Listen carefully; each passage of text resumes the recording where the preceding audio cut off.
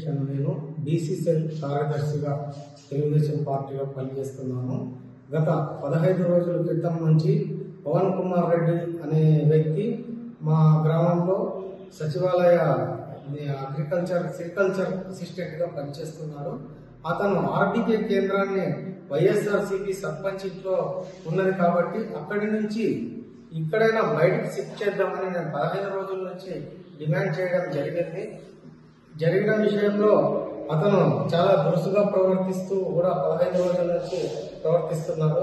అదేవిధంగా మా గ్రామానికి వచ్చిన ఉలవలను 5 రోజుల క్రితం మాకు ఎవరికి కూడా గ్రామస్తులతోని ఎవరికి చెప్పుకోకుండా అతనికి ఎవరికి ఇష్టం వచ్చినట్లు వాళ్ళకే దాదాపుగా అన్ని పనిచేసినాడు. ఇక్కడ తెలుగుదేశం పార్టీకి కానీ ఇక్కడ పనిచేసిన నాయకులకు కానీ ఎవరికి కూడా ఒక్కటి కూడా ఇవ్వకుండా అతనికి ఇష్టం వచ్చిన రీతిలో పంచడం జరిగింది. ఆ విషయంలో నేను కొద్దిగా దురుసుగా ప్రవర్తించి దురుసుగా తిట్టడం జరిగింది. కాకపోతే ఆ విషయాన్ని కూడా మా పార్టీ వాళ్ళు కూడా చాలా ఇబ్బంది పడతా ఉన్నారని చెప్పే ఉద్దేశంతో మాట్లాడాను తప్ప వేరే ఈ విధంగా నేను ఎప్పుడూ మాట్లాడలేదు. అధికారులంటే నాకు సంపూర్ణమైన గౌరవం, అభిమానం ఉన్నది. మొదటి నుంచి కూడా నేను అధికారులతో బాగా మలుసుకుని వచ్చిన వ్యక్తినే. ఎందుకంటే వేరే అధికారులకు అనుకున్నా కూడా తెలుస్తుంది.